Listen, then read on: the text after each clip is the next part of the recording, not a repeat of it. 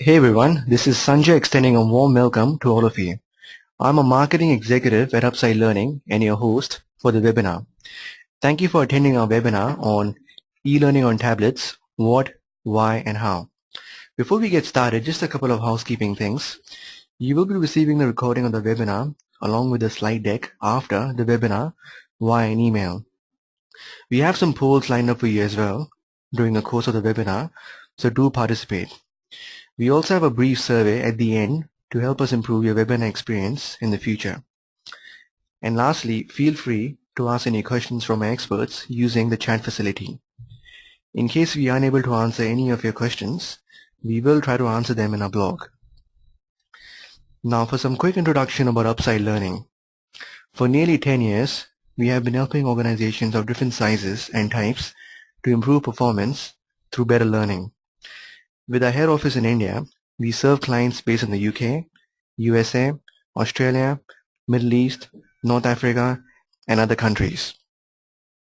A wide range of innovative learning solutions includes Upside LMS, our multi-award-winning learning management system, Upside to Go, our mobile learning platform for performance support, and custom learning solutions for desktops, tablets, and smartphones.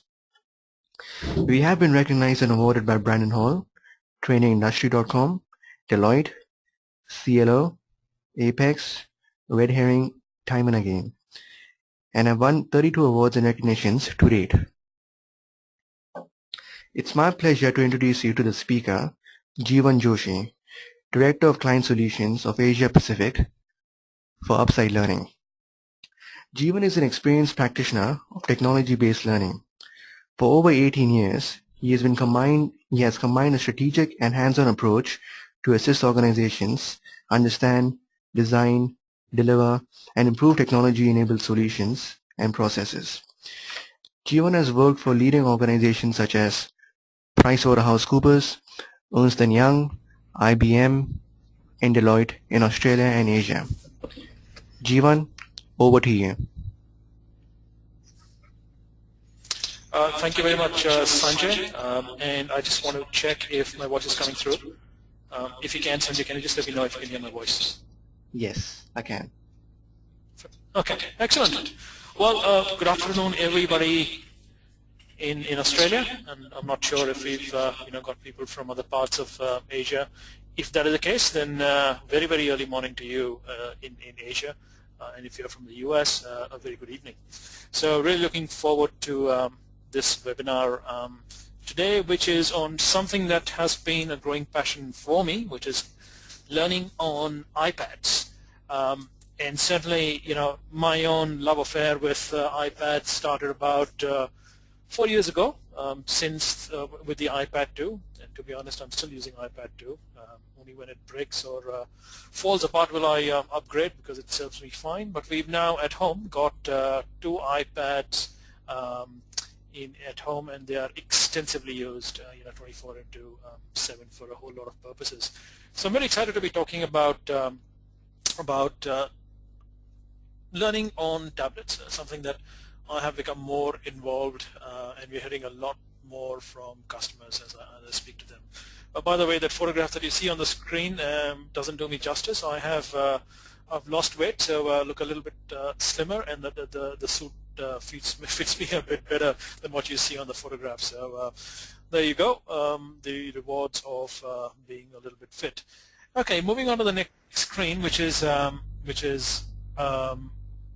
poll, and Sanjay and the team will put the poll on the screen and just respond to the question: does your company plan to use tablets?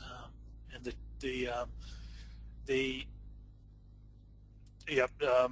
essentially the choices are already in use, in 3 months, 6 months, yes, not sure when, and no plans, unlikely. So if you can respond to that, and we'll share. I'll ask Sanjay to share the results when they are available. So Sanjay, let me know in terms of the responses when they're ready. If you can just share them.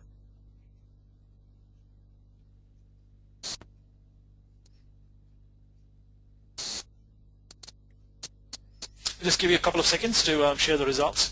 And talking to different customers and looking what the plans that they have for tablets, I do see quite a few plans for tablets of different sizes and different operating systems included in the plans for large corporates. So Sanjay, if you've got the results, if you want to share them, that'll be fantastic at this point in time.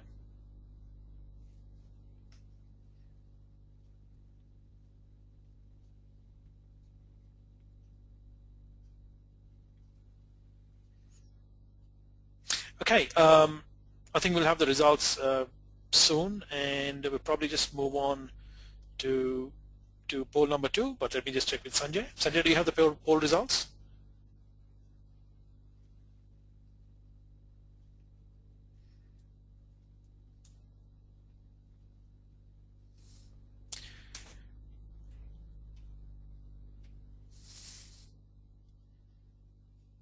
Okay, so let's go to the slide, which is, what is a tablet? I'm sure we'll get the poll results. But essentially, for the polls that we've done for the previous webinars, we've got some really interesting results, which I'll share with you. These are the similar webinars that were conducted in the US and the UK.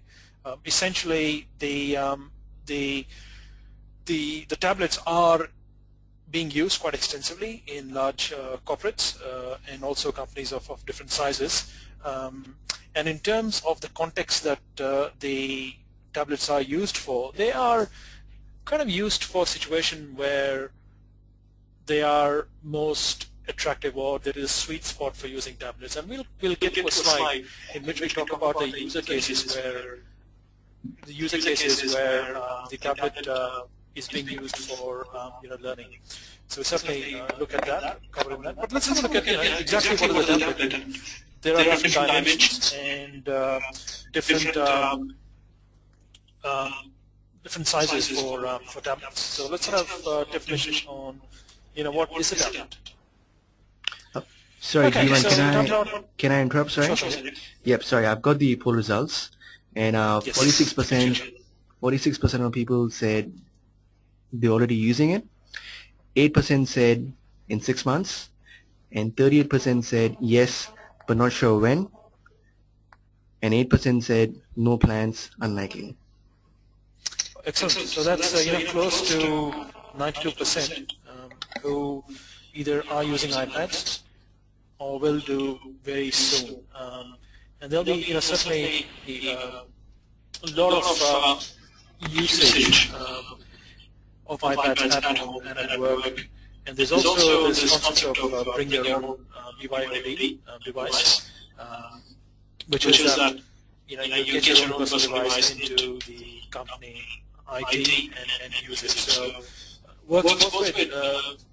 It provides advantages both to the employee; they can get their own device. It also obviously reduces cost for the company. So that's also something that's increasing. Okay, so what is a tablet?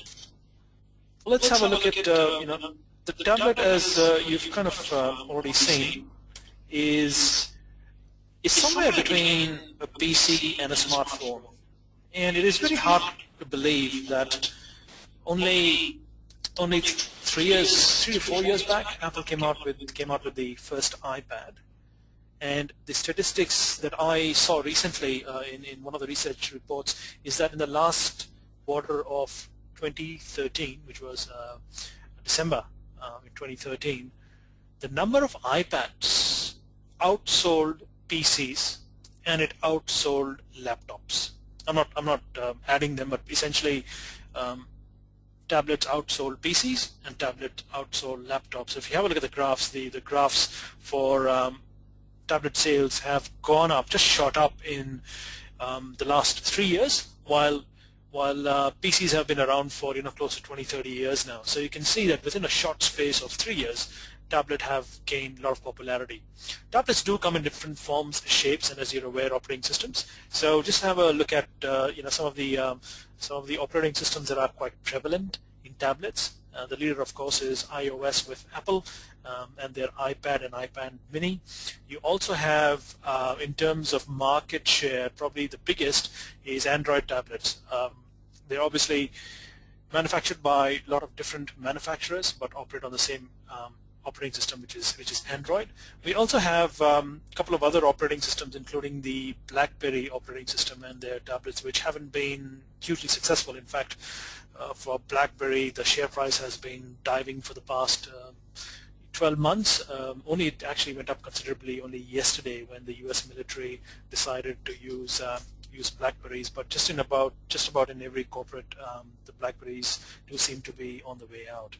So they come in different forms. One of the interesting developments is the use of or the emergence of convertibles. Essentially, they are kind of tablets that fit into a keyboard, and you can remove them or put them in the keyboard and use them. My daughter actually just acquired one, a Toshiba Protege, which also has a digitizer pen. It's quite interesting how these tablets are being using in the classroom. Essentially, Megan will be going to year 7, and they will have no textbooks in Australia, in Sydney. All textbooks will be available on the tablet, and they will be using digitizer pens to make notes on that electronic document. So textbooks is out. Something, probably I wouldn't be personally comfortable. I still like the feel of paper sometimes, but certainly the way forward in terms of education in the classroom, especially here in Australia. So it's an interesting journey that seems to be becoming more exciting and more usable as we come along. In terms of the different form factors for tablets, they come in different form factors, and they can be kind of categorized under 8 inches, 8 to 11 inches, and 11 inches. And you can see from the graph on the screen, and hopefully Sanjay will put that link into the chat box so that you can click that and see where the report takes you to. But essentially, the number of tablets 8 inches or less has increased over the more traditional 8 to 11 inches, which includes iPads. So something like an iPad Mini, etc. The Samsung mini tabs are all increasing in size, and that's a certain emergence. And certainly 8 to 11 inches is going to be the sweet spot for tablets. Anything about 8 to 11 inches, is not that popular because it's probably too big. But certainly the Mini has become very popular. So you can see the emergence of the sizes between 8 to 11 inches. Of course, blurring the boundaries between a smartphone and a tablet is for example, something like the Galaxy Note, which is still a smartphone but with a screen large enough to do some decent amount of reading or viewing videos. So here are the trends for the tablet sizes. So why are tablets unique? If we were to analyze the different characteristics of devices that we use in computing, it can be broken up into portability, functionality, flexibility features, availability, and connectivity. And if we take the axis on one side, we put PC, on the other side we put the ubiquitous smartphones. Tablets do come somewhere in between. In terms of portability, they're kind of closer to the smartphone, and the form factor smaller than 8 inches. You can certainly fit into a trouser pocket and take it along with you. But in my own experience, I do carry all three with me. When I'm working or going for meetings, I do take the laptop, certainly the smartphone, and also the tablet, and I use them for different purposes. And in terms of functionality, again, the tablets are somewhere between laptops and smartphones, even though the lines between, again, tablets and smartphones are blurring in terms of the features and the performance. So pretty much any feature that's available on your smartphone is also available on your iPad or your tablet. The difference is that you probably choose, sorry for that, I'll just keep the current screen. Okay, so hopefully that screen is back on your screen. But we're kind of looking at functionality. So you've got cameras, you've got mics, and you've got GPS. But for example, cameras don't tend to be used as much on iPads as they do on smartphones. So another interesting thing about mentioning these features, which is you've got mics and cameras, is that smartphones and tablets do allow you to generate user content. So imagine a learning design or a learning course in which users, after doing the online course, take their own little testimonial or assessment through the camera and then upload that onto the LMS, and you're able to view that. So certainly, just in terms of a consumption device, they're very good, but they're also excellent sources for user-generated content, which is something that's completely exploding, and proof is in Facebook and YouTube, and the massive amount of content that is available on the internet. In terms of flexibility and features, again, like I mentioned, it's kind of closer to smartphones than they are to laptops. I do know a lot of people who have given up on laptops and operate entirely through tablets. In terms of availability, again, somewhere between laptops and smartphones, we will, I think, gradually see decrease in laptops. Probably laptops are only going to be used by people who really need the processing power of laptops or the keyboard.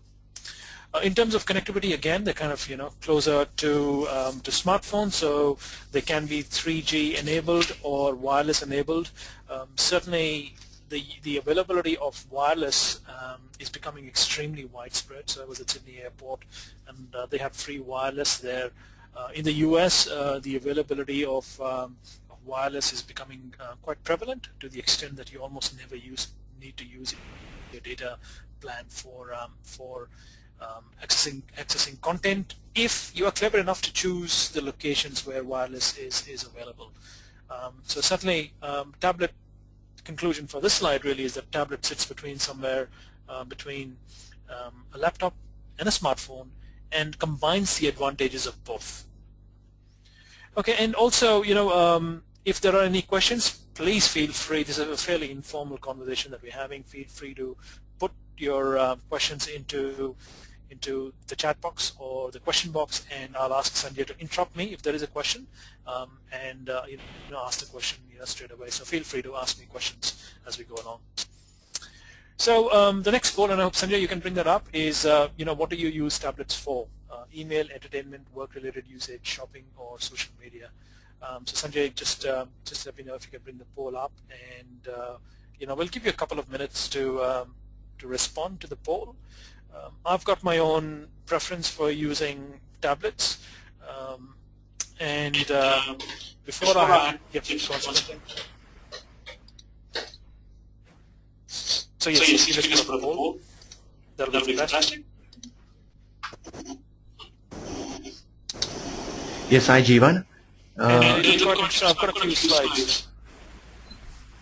Hello, can you hear me? Yeah, sorry, the poll should be on your screen. Anyway, I'll still tell you, it's 64% said email, 64% for entertainment, 91% for work-related usage, 45% for shopping, and 55% for social media. Oh, okay, that's interesting. I thought the social media figure might be bigger. Certainly, the work-related usage 91%. So it looks like we've got a fairly tech-savvy audience in the webinar, and you can see that that it's used for emails 64%, entertainment 64%, and those figures might change as people respond.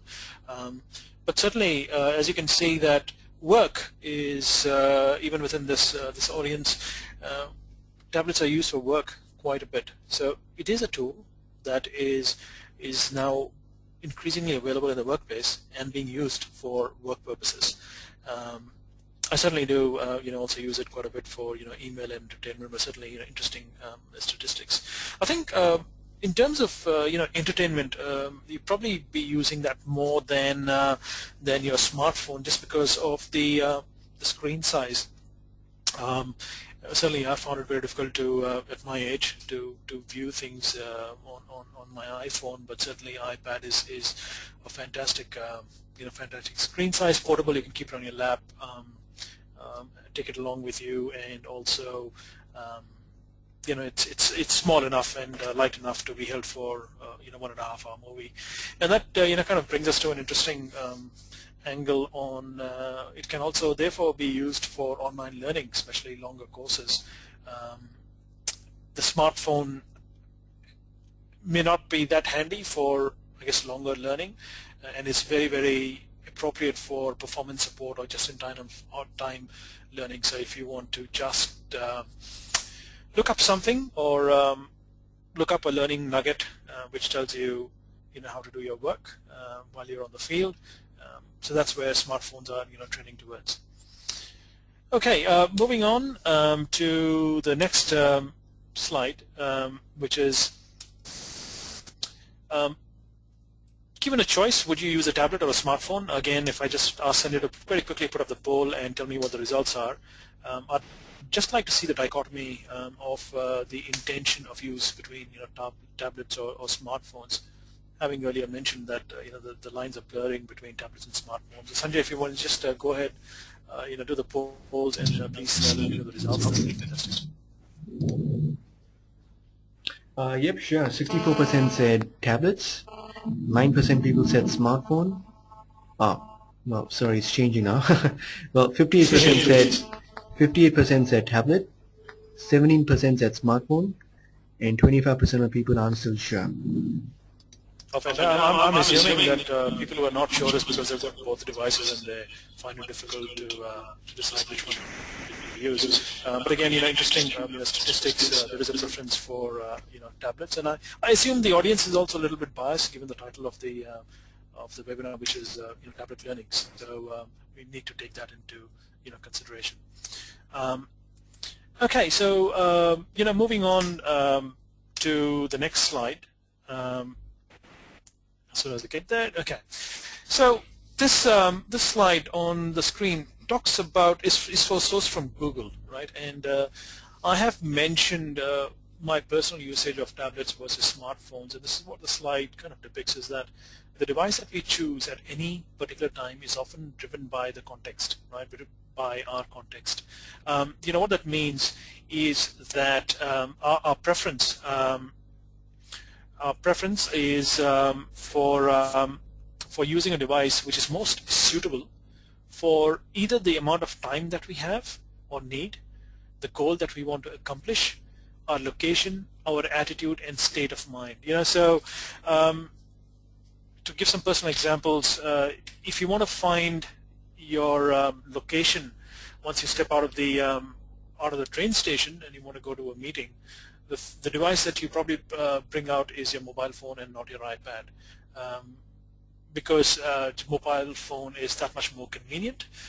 Even though the map size is pretty small, it'll take you to the exact location where you are and where you want to go.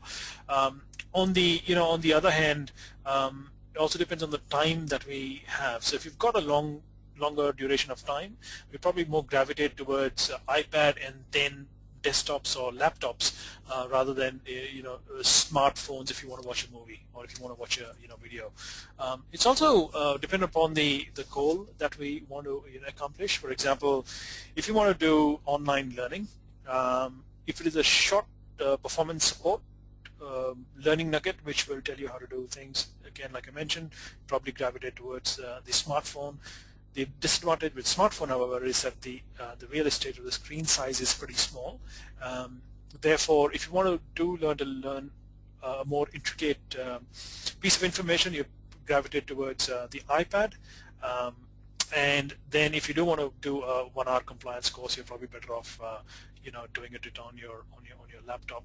And those context also then dictates the design of the learning. And we'll kind of cover that. But essentially, what you can see is that there are no clear-cut rules as to which device you will use. It also depends upon, like the slide says, on the time we have, location, and also attitude or state of mind. So it's interesting how people with multiple devices have these choices. In terms of the statistics which we again got from Google. 9% of our daily media interactions occur on tablets. For our audience, it's bigger, and the tablet is used for entertainment, 63% communication, 32%. So you can see that the greater real estate space on tablets, makes it more suitable for entertainment.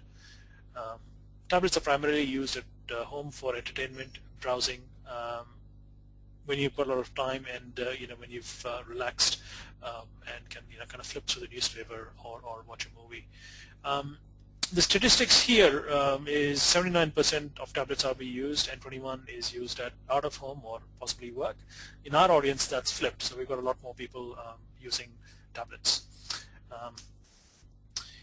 How do we use tablets? Again, stats from Adobe Digital Publishing Report, and you can see the comparison between tablets and smartphones. Predominantly, both tablets and smartphones are used for emails. Tablets are used more for playing games, although I think that it's 48% in smartphones, although I suspect that number, the percentage of people playing games on smartphones is probably going to increase as time goes on.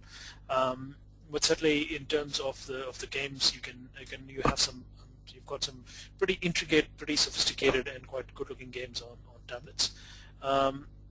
So you can see the reasons why people use tablet versus smartphones. In terms of media consumption, you can see it's kind of split across the two. If you're listening to music, you probably have a good collection on your smartphone, and you can carry it around compared to tablets. Yes, so it's interesting profile. So it'll be if you want to in your chat box, if you just want to give me your view on how you use tablets through the chat box, and Sanjay will speak out when we get some responses. Okay. Again, another slide in terms of where we use tablets, mobile shopper activities using smartphone, and the two colors. Green is for tablets. Green is for smartphones, and gray is for tablets. And you can see that again, if you compare with the previous slide where we talked about the context, there are different uses for the form factor. In terms of doing a lot of purchasing, seem to do a lot of purchasing more on tablets simply because you're able to. The distinct advantage of tablets is that you're able to see a lot more items on the screen, and you're even able to touch and feel through, or in the sense that you're able to, for example, rotate the article. Some shopping sites allow you to do that by using your touch. So interesting. And if you focus on the purchasing, certainly done a lot more through the tablets, and it's a very similar concept to learning. Again, if you've got, if you want to, on smartphones, you can certainly build online courses in which you are able to rotate an object that you want to learn about, which becomes more difficult using smartphones. Okay, so moving on, what is e-learning on tablets? Any learning or performance support provided or accessed via tablets is basically e-learning on tablets, and you can see that we've kind of provided I'm not using the term m-learning, although m-learning is a much broader concept, but the M in m-learning is about mobile, right? So what tablets also do is, while they allow you to do mobile learning, the distinct advantage of tablets is that you're able to view offline content. You can do that for some smartphones too, certainly. But certainly in terms of performance support, we've got the performance support through tablets, which is a little bit better rather than through smartphones. And the learning is just in case. I think there are certain user cases that I've been talking to customers which allow for the better use of for tablets, and I shall cover them in the next slide. And I want to discuss with the audience as to are those user cases also prevalent in their organizations. There's also just-in-time support. So this is the move to 70-20-10, where we are seeing that learning is moving out of the 10 structured learning from the classroom to the workplace, and which is more focused on just-in-time and just-in-case. Right. So in terms of tablets, tablets are a sweet spot because a lot of the desktop learning can also be accessed through tablets. So in terms of the real estate, you can see on your screen that much of what is available on a desktop can be easily made available on tablets. So they're very similar in terms of the real estate space, so it gives the designers more flexibility and opportunity to put in more content on the screen, which is different from smartphones where the screen size is much smaller. The other aspect is, of course, the responsive multi-device learning, and I'm sure a lot of you would have heard about the multi-device learning. And I'm actually going to just put our team there at Upside on the spot and talk about Fred. Fred is actually something that Upside Learning is focusing a lot on, and the R stands in Fred stands for responses. So it's a framework for responsive e-learning development. So that's Fred, and certainly something that we've been working on, not because we like to, but because customers are pushing us in that direction.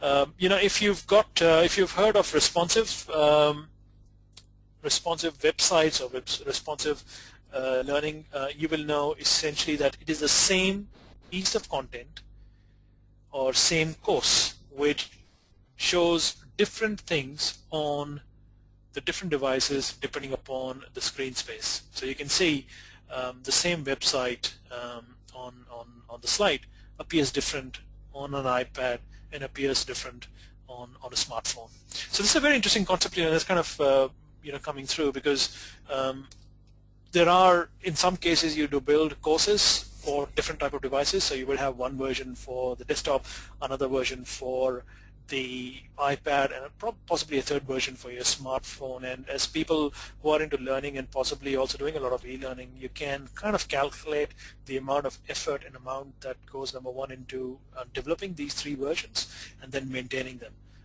So it's work multiplied probably twice over. But in terms of a responsive design, the course recognizes and the platform recognizes what kind of device and how much screen space it is, and it'll show you appropriate content. If I'd love to hear from the audience if they are doing any work in responsive design, and if you can just put that in the chat box about if you're involved in responsive design and what your experience has been. I don't have access to the chat box, but I'll ask Sanjay to interrupt me and just speak out about the feedback that you're sending through. So I'd love to have your feedback on responsive design. And that is something that we've started publishing blogs about Fred. So please do go to our website, upsidelearning.com, to read our own thoughts and blogs about responsive learning. And we're coming across this in customer while we're building courses. The other form of tablet learning is native, which is basically an app which is designed for your tablet. And certainly at Upside Learning, we've actually got a LMS which caters for native apps, and that is Upside to Go. On my own iPhone, I've got the Upside to Go app on my iPhone, and the same app on my iPad.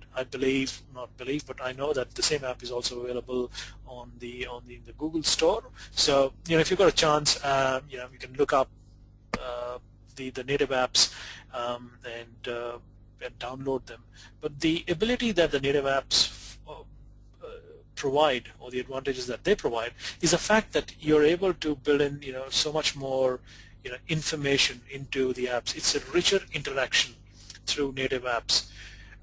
The interactions that you're able to get out of an HTML website is a lot less than a native app. The native app is designed for the context and the purpose. So one of what you can see is an app-based learning that we designed for Toyota, for Yaris in the UK. And essentially what happens is when you kind of press the little arrows, it shows you the features of the of Yaris.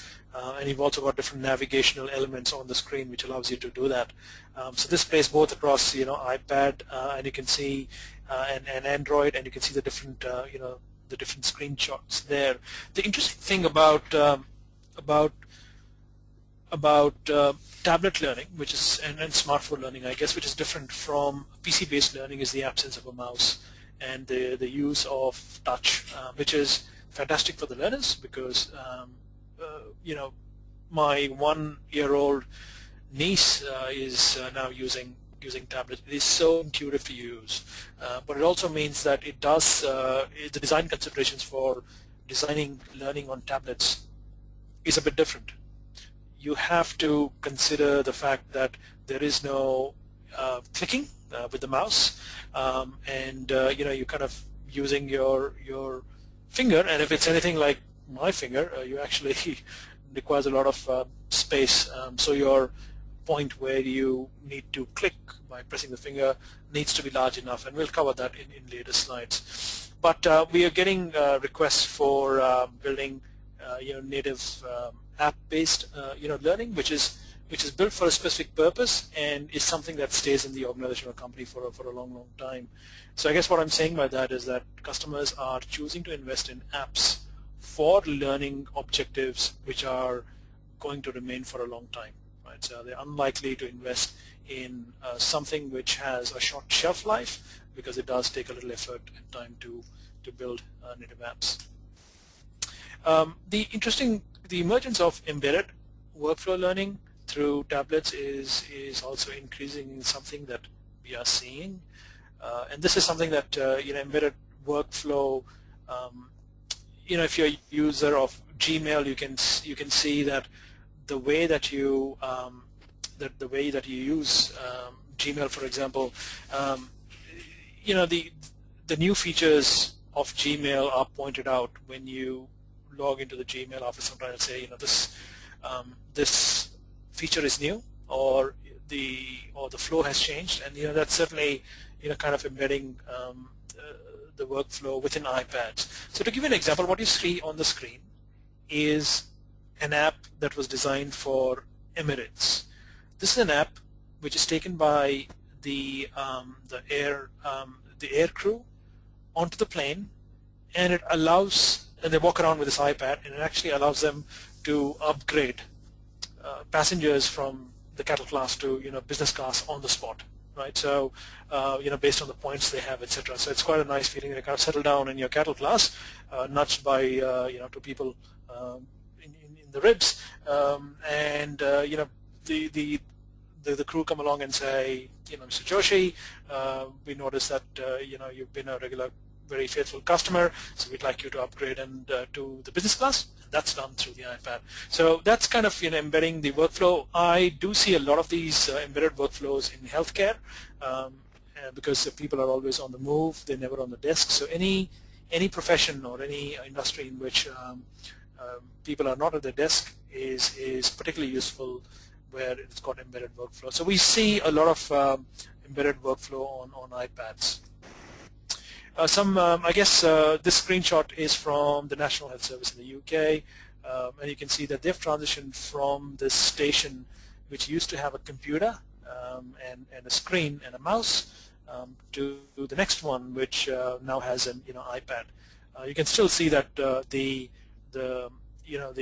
keyboard and the mouse are still there, but the monitor and the device and the computer is gone. So it makes it more portable, but in terms of healthcare, there has been extensive use of iPads while doctors are walking around the ward to have a look at the X-rays, to, you know, put in their diagnosis at the spot. So healthcare is one industry where it's changing a lot.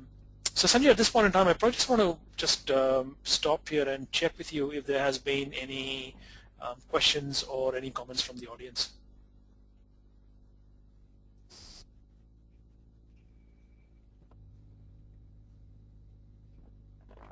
Jivan, can you hear me? Okay. Yep. Yes, I can. Yes, no questions as such. Just a few comments, which you can address at the end of the webinar, I guess. Yeah, can you just let's cover those comments. Okay. Yep. Okay. Michael Allen said, what you have to conclude is that the two devices are used very similarly. Slight differences, but fewer than one would expect. And then another comment from Michael Annan says, I just really wish the speaker would stop skirting the topic and get on with tablet delivered e-learning. And That's cool. So we keep getting there. I appreciate some honest feedback. Yeah, that's All right, all so right. let's get on with it. So let's talk about, we've talked about, let's recap, what is a tablet? The screen size between 8 to 10 is ideal size for tablets. It's an evolving form factors with convertibles and detachables coming into play. It's unique in its positioning between a PC and mobile tech, and it's used with a more relaxed sense of time. So these are the I guess the instances where tablets are used, and certainly we'll move on to the next session very quickly, which is what's e-learning on tablets. So e-learning on tablets is used more for performance support and push and pull learning, where you want to push through bits of learning at the right time, at the right place. It's also used for converting existing learning or making the existing learning more portable and mobile. We are moving towards a direction where it's becoming responsive, and it's uniquely tablet focused. So we do a lot of work in building learning which is tablet focused. There is a lot of learning that's being embedded in the workflow, and a lot of these is really where for the frontline staff who are on the move, who don't stand behind a desk. So why tablets? Why learning on tablets if m-learning is the future of the workplace? And certainly we are seeing, and all the analysts are predicting that m-learning will be something which will be very, very prevalent, and we've already started seeing our customers move in that direction. So why are we discussing tablets if m-learning is the one that is the future? That is kind of corroborated by an infographic that we've built, and hopefully you'll get the link in the chat box, where we talk about the prevalence of more mobile devices, which are really a result of the changing workplace, and provide a great opportunity for learning designers and L&D within organizations to build courses for mobile-enabled workforce. So we've got some webinars and blogs on the fact that you can't escape mobile learning. It's on its way. But what tablets do is that they are becoming more prevalent. So you can see that in terms of and we've covered this before, but there's certainly also a device which are growing pretty fast. So they are going to be there in the workplace, and at some point in time the two will merge, may or may not. But till that time, tablets are also a device that will be used for accessing work and learning.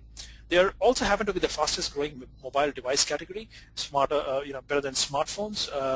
So till we come to that perfect world where smartphones become the predominant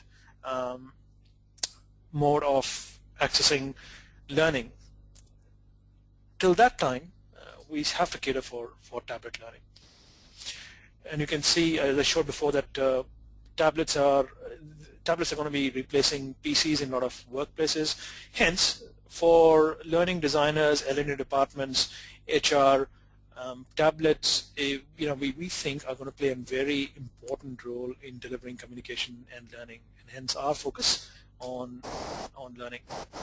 Let's have a look at some user cases where I've been talking to customers. We've been talking to customers who currently deliver learning through classroom training, and with keeping the 70-20-10 framework in mind, we are talking to a lot of training companies who want their classroom learning to be supplemented by tablet learning and mobile learning, but more so tablet learning, because what it does is that it allows the workshop manuals, I guess, to be available on tablets in the classroom. So while the facilitator is doing his job and facilitating the workshop, tablets are being provided to participants so they can use the online resources. So this blending of classroom training by training providers is starting to happen. So we've just, if you go to our website, we've just signed up with a leadership learning company called Academy Global, and they're running a pilot using our Upside to Go mobile to provide learning on the tablets. But the other interesting thing is where PC learning is not an option, and this is happening for training in remote locations. So we have discussed with customers who have a mobile workforce who hardly go into the office where a PC is available. So they, for example, they might be providing services to the city like pruning trees, doing the cleaning services, etc. And really the only option there is the use of a tablet. And what you're seeing is that tablets are being seen as a dedicated learning device, right? So, and I can understand that emergence of that trend because there is a cost to maintaining PCs. You've got to install the software and it's got to be maintained, and there is some amount of bureaucracy involved in putting a new PC system. While it is quite cheap now, especially in Australia compared to the other options, to actually buy a tablet and just hand it over to a crew who are going onto a truck and say, look, take this along with you, and when you've got a spot of time, sync the content onto the laptop before you go, and when you've got a spot of time, complete this compliance course even while they're disconnected. So we're seeing that trend where tablets are really being seen as the only option of providing learning to audiences which have been very difficult to reach. Earlier, tablet was a novelty, but now it's cheap enough and available enough for it to be given around and passed from employee to employee. So that's an interesting trend they're sitting. We're also training for a dispersed workforce, covered that before, and also where there is a quick turnaround required. So some of the learning that are done on tablets doesn't have to be, as compared to PCs, doesn't have to be sophisticated or doesn't have to be very interactive. It's information or training that's required quickly, and it's kind of put together. It's a collection of videos or podcasts or PDF that's put together as a learning package, put on an iPad, and then given to users. So, so there's none of that long instructional design involved, accepting that the quality of learning may not be as effective as something that's designed for the PC through an online course, but where time is paramount, tablet learning is also becoming extremely prevalent. So these are a few of the things that I've personally seen emerging in my discussion with customers. So certainly, they're kind of a game changer, and we're getting ready for them. We've covered this before, so I'll skip this slide. The important slide is that we think that tablets are the bridge between PC-based learning and M-learning. So they are helping organizations transition from tablets to M-learning, and that'll happen in the future. So it's kind of the bridge between PC-based e-learning or the traditional learning and M-learning. So that's an important, I guess, conclusion to this section of the slide. Because mobile is the future of workplace. They are the fastest growing mobile device category. They're a game changer, and they're already in the workplace, and it's a bridge to real M-learning, which will happen sometime in the near future. So in terms of how to do e-learning on tablets, I think what we have to remember is that we discussed it before, making e-learning accessible to a mobile workforce, and we know that the requirement for mobility is increasing. I was just at the NAB building in Melbourne, where there are no assigned desks. You basically sit on the numerous desks or the cafeteria, for example, and you take your device along with you. So that's one definition of mobility. Even within an office is increasing, but certainly the need for people to be on the road, the field force, they are more suitable for mobile learning. Providing information and material just in time and to look up field stuff. This again, we developed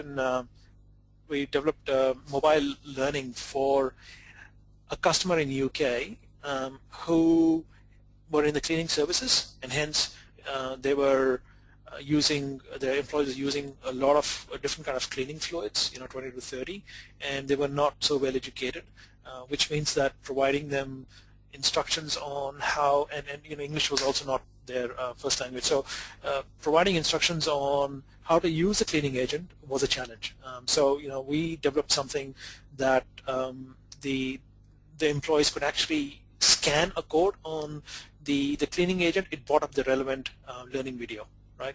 And because it's kind of video and it shows you how to apply and how to clean, the language wasn't that important. So they just had a look at how it was to be used and learned how to do it. So you can see that there's some clever and smart ways of incorporating the context in which you're learning into tablet learning, because it's got an iPhone. Sorry, it's got a camera, and that can be used for scanning.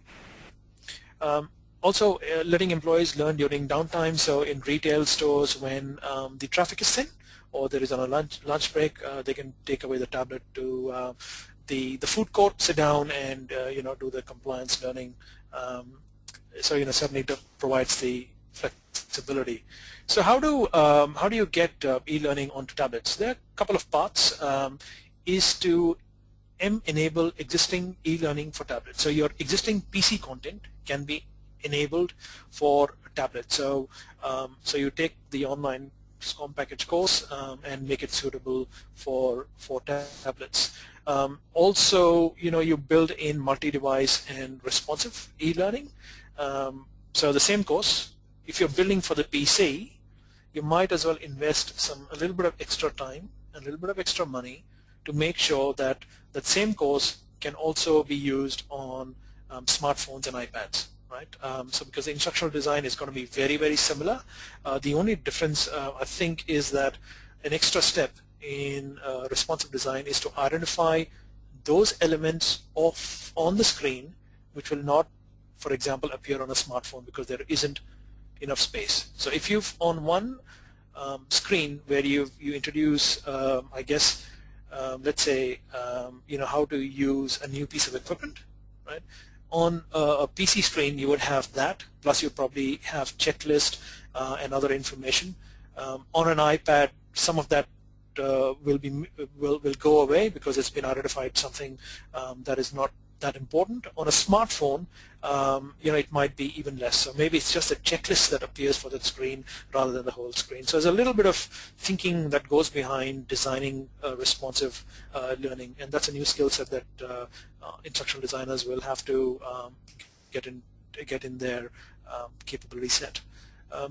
Also, learning that's uniquely tablet focused, because there are, because navigation on iPads or Android tablets is based on touch, right? And that opens up, actually does close a few doors in terms of what can be achieved in learning, but it also opens up other doors. So it's far more easier to, for example, rotate an item on an iPad than it is on PC, which is a little bit unwieldy using a mouse. And we discussed embedded in work. So it is probably, we complain about courses not being completed, the completion rates being low, but learning that's embedded within work and genuinely helps people to complete the task at hand has a very, very high completion rate. So that's also a path that we suggest. Some design thoughts. Let me just flick through these slides and talk about each one of them, right? And these are important. So relevance, consistency, offline use, tablet affordness, and tracking. So let's look at that. So in terms of the touch, if you've got fingers like me, you really need, which are quite fat, you just need to be conscious that the space that people need to use finger to click is a lot larger than on a PC. The mouse is quite quite precise. Fingers aren't, and we also just need to make sure that the virtual keyboard, when you design the e-learning course and people need to input, ideally you might be able to build something that doesn't require the keyboard, but if you want people to answer questions or put in feedback, then the virtual keyboard is going to pop up, which means that it's going to hide some elements of the screen, as you can see on the webinar screen, is that it will hide some some elements. So you just need to be take that into consideration when designing the screen in your storyboard, that certain elements will be hidden when the keyboard comes through. Rollovers. So rollovers are really not, for example, rollovers is when you put your PC mouse on an object and it shows information, about that object, or it changes state. That is not possible on iPads. So a form of rollover is when you, constantly, touch the object in question, and then it does, bring up that information. So that's something that you kind of need to be aware of, and requires a slightly different design paradigm compared to tablets. The other one is, thumb reach. And that's why one of the minis becoming a little bit more popular is that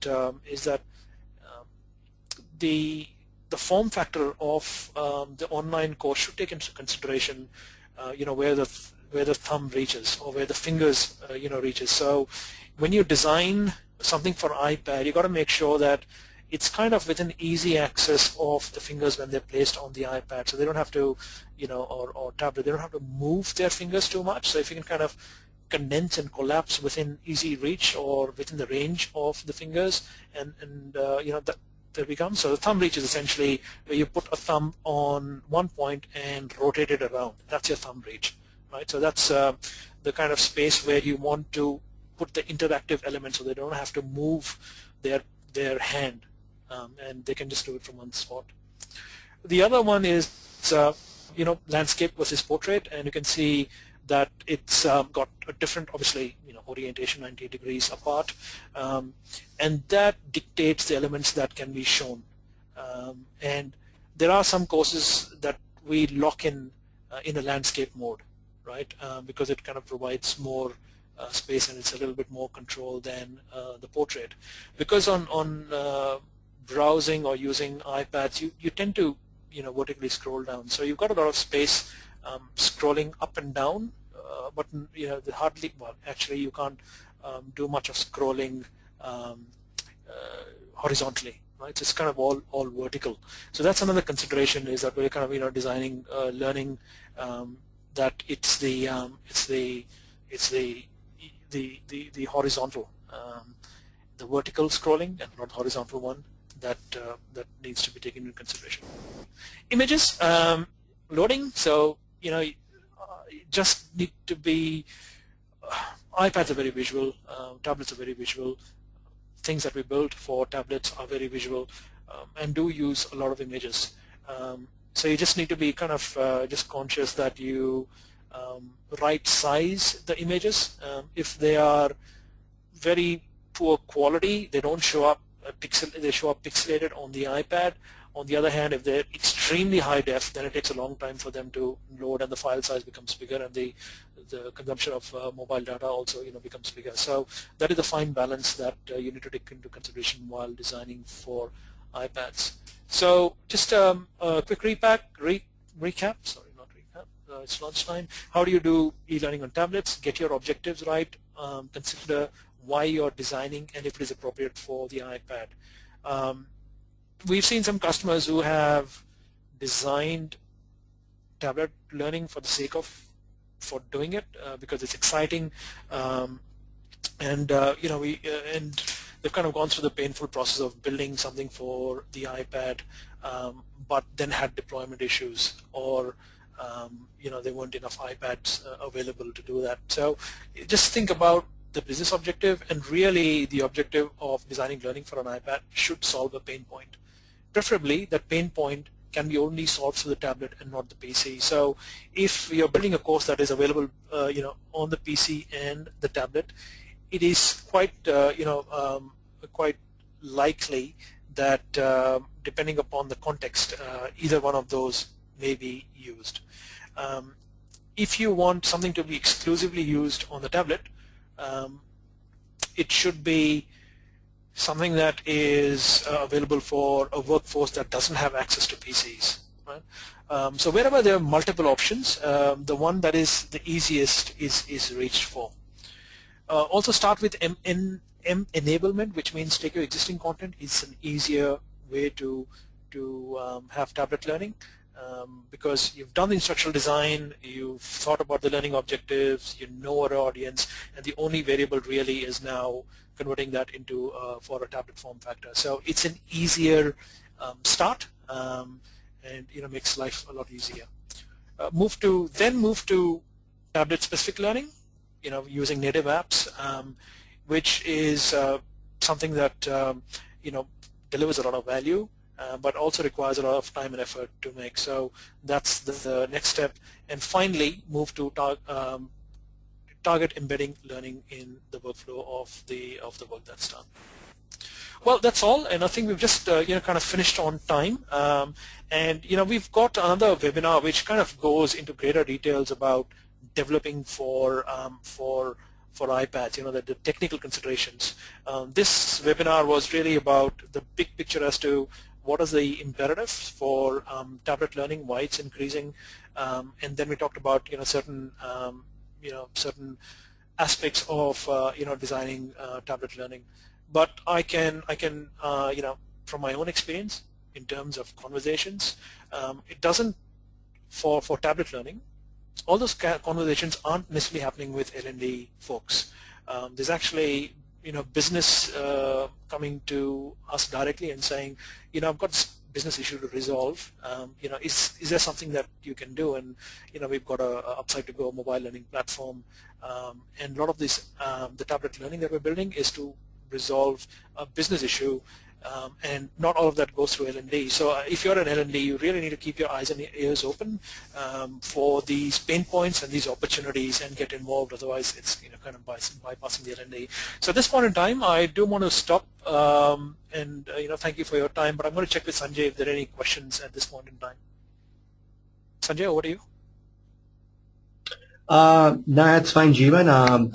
No questions. We're actually out of time.